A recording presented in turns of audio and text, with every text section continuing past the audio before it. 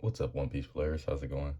Today I'll be bringing you the deck profile of the Law deck post Banlist. We're going to try and see if we can make this thing work. I took this thing to Locals the other day to try it out.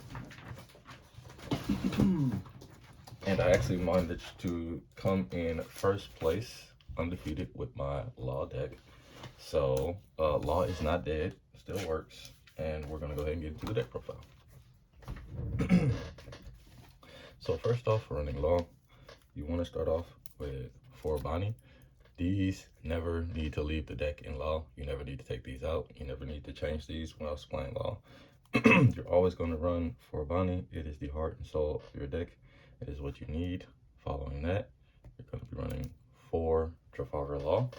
Trafalgar Law is also something that you never take out of Law. It's something that will never ever change, something that will never be removed. There are certain cards in Law that are staples that you always want to play and you never really want to give up. That also including 3 Rush Zero. Again, just one of those staples. This certain package of the deck really doesn't change. This really just stays the same. You got 3 of the Restand, Trafalgar Law, still very basic. Still gonna want to need those. Run 3 Capone Beige. This is the card that I would recommend you taking up to 4 because you don't run the Straw Hat package in this. This does no longer have as much of the Straw Hat, most of the Straw Hat in it, aside from the Zoros. You run 2 Killer. These killers you can actually replace with the 2K counter for Supernovas, and it works just as well as keeping you defended.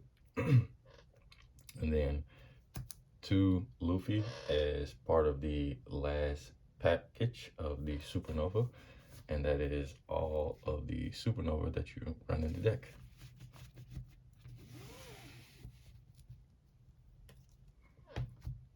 Next up, we have the Whitebeard engine of the deck.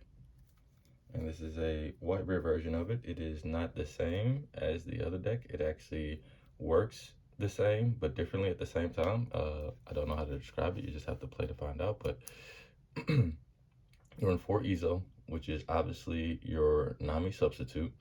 Ezo will search you all of your Whitebeard pirates, as you will now go into Whitebeard as opposed to going into the Straw Hats. You run 4 Vista now. Again, because it is a Whitebeard Pirates and because it is searchable, you want to be running 4 of these. This card is going to single-handedly sway the game into your direction and allow you to keep up tempo and board control in your matches. So Vista is a lot more powerful. To go with Vista, we are running the Bellamo, I'm not even sure if I'm pronouncing that right, but anyway, running 3 of this guy. His on-play ability, in case you don't know, is to don 1, give one of your opponent's creatures minus 2,000. That in tandem with the Vista is incredibly powerful. This makes it so that you will generally always get your Vista off. You're more than likely going to get your Vista off if you're playing these. And this is a card that I've jumped up and down from 2 to 3 to 2 to 3. I haven't really, I just put this 3rd one in here, so I haven't tested it at 3, but I do like it at 2, and I do like it in combination with the Vista. It helps really control the board. Playing 2 Jozu. The only reason that I'm playing 2 Jozu is because he's a 4/4, and his only real contribute to the deck is that he's a 2K. If he wasn't a 2K and a Whitebeard Pirate, obviously I wouldn't be running him, but because he's one of the very few 2Ks that Whitebeards have, you gotta run him. And next up, I'm running 1 Falsa. This is another card that I'm in and out of running 1 to 2 of. It's like your Chopper, but it's not. You know what I mean? It's got counter, it's 1 more cost to it. It's got 2,000, so it's a little bit stronger than a Chopper, and it's a little bit harder to get rid of than a chopper, because ones are really becoming easy to get rid of, and low power monsters are becoming really easy to get rid of. For the 1-up, you run 1 Marco, because why not? It's still Marco. He still has a good stat line of 5/6. He does also have counter power, plus he also has the effect of KOing something on the field. You're not really going to use his revival effect that much because this deck doesn't run any events, but he's still really good into any game you can go into.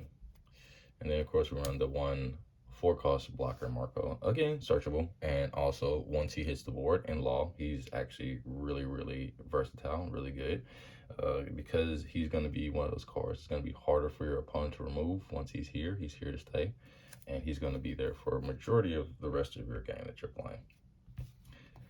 And that, ladies and gentlemen, is the complete Whitebeard package. And now for the last package of law, and this is the doozy. This makes it to where you really got to play law now super smart. You play 4 Momo. Momo is going to bridge the gap between your Whitebeard pirates and your land of Wano, and that's going to become more important here in a second when I go over that with you. But you play 4 Momo. Momos that help search you your Ezos. Ezos actually help you go further into the deck. This allows you to combo and search very heavily in this deck. It's almost as if you're still playing the Straw Hat package, just a little bit differently. Again, you do now have to play law a lot smarter. If you play this, you have to be a lot more mindful of what you are searching and what you have in your hand and what you've already had played to play this, because if you just try and Momo all willy-nilly, you don't run enough land of Wanos to do that. And also I'll explain some cool interactions with Momo and why Momo is so good in the deck. You play 4 Otama being a land of Wano, so that means that Otama can be searched with Momo, and that's really good for whenever you're comboing with Vista. So like I say, this combination with Momo and the combination earlier with the Bartolomeo that I showed you makes it so that your Vista is going to be a lot more relevant in the match and a lot more present in the match than previously thought of. So you got these also are like staple in law. They're not going anywhere. You got to run those. Next up, we have the 3 green Ezo. You cannot search this with Ezo, but you can search it with your Momo, because it is land of Wano, and because it is also former Whitebeard pirates, you can actually discard her for this Marco's effect, because she does have Whitebeard pirates in her type, so you'll be able to use that to revive him, which helps keep up the consistency with keeping Momo on the board. Keeps up the consistency with keeping Marco on the board. And this last one is just really kind of sort of a flex spot. You can really integrate anything you want to in here. Actually, the whole deck, you can really play it however you feel like, but this is the most consistent way I've come with playing this deck. Again, I'm still doing test playing, but we gonna see. We got 1 Okiku. I don't even know if I'm saying it right, but anyway, she's also really good in mirror matches, in the Doflamingo matchup, even in a Whitebeard one. Just kidding. Pretty much any kind of matchup where they're going to play any kind of defense whatsoever, this card is going to be the one to help you get around that. And it's another one of those cards where opponent feels like they have to get it off the board. The cool thing about this version of Law is that there are a lot of cards that you play that your opponent feels like they have to get off the board. In all reality, they should be trying to go for your life. One of the cool things about this deck is the positions you put your opponent in. I did have some footage, but unfortunately all that footage got lost, so I can't really show that to you. The things that I'm talking about when I say that this deck puts your opponent in a really awkward position is because there's times where you'll have something like a Vista on board, and you'll have this on board, and both of these will be rested. And your opponent doesn't have a board to deal with both of them. So now they have to split their attack between, am I finna go for his life? Am I finna go for his board?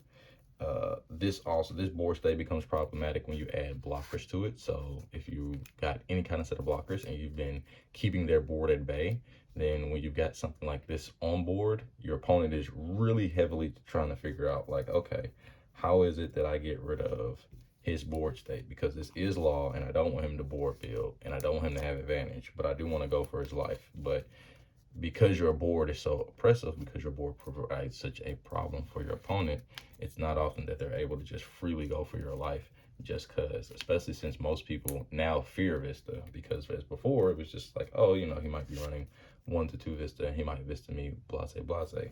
But now that you got all these card combinations that are searchable, because now that Otama Vista is searchable, this makes Otama Vista way more powerful. It means that your opponent isn't going to be playing a whole lot of cards on the board. And again, with this in combination, your opponent is just really hurt for trying to keep creatures onto the board.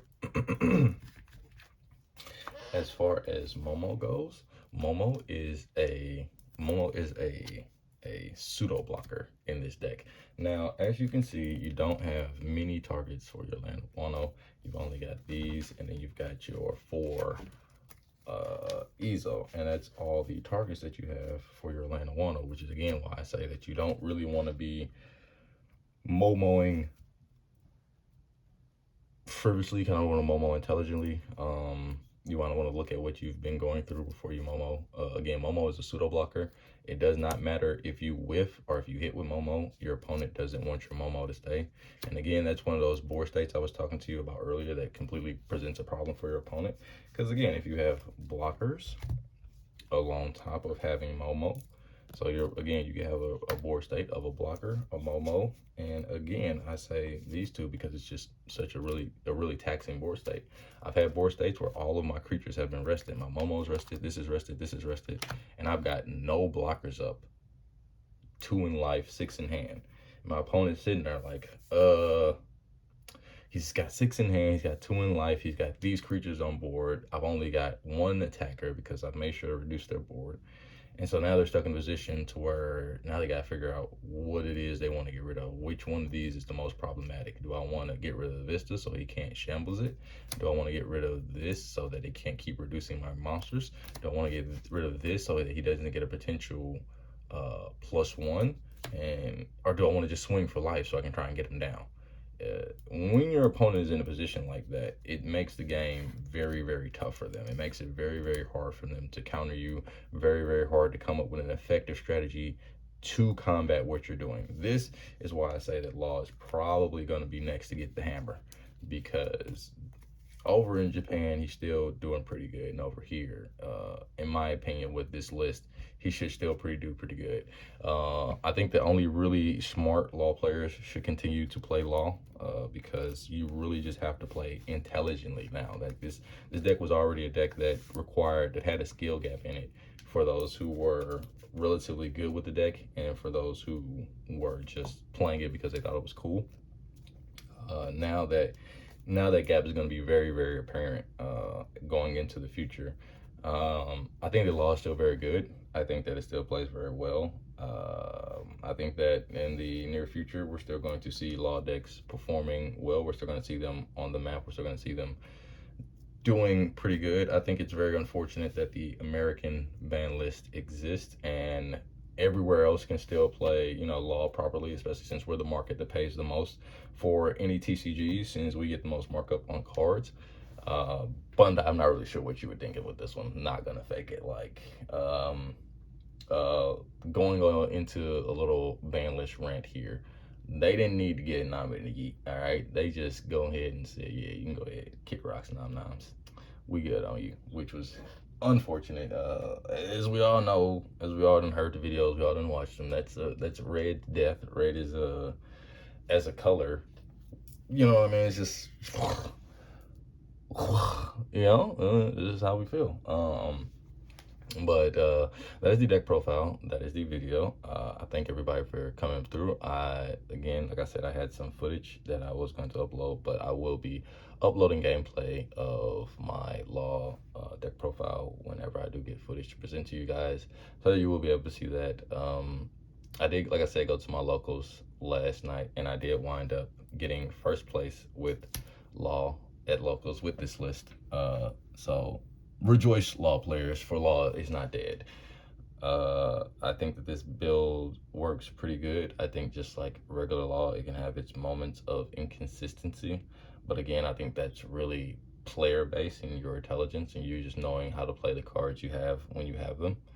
Um, but aside from that, yeah, that is my law leader deck profile post ban list. Hope you guys enjoy, and peace.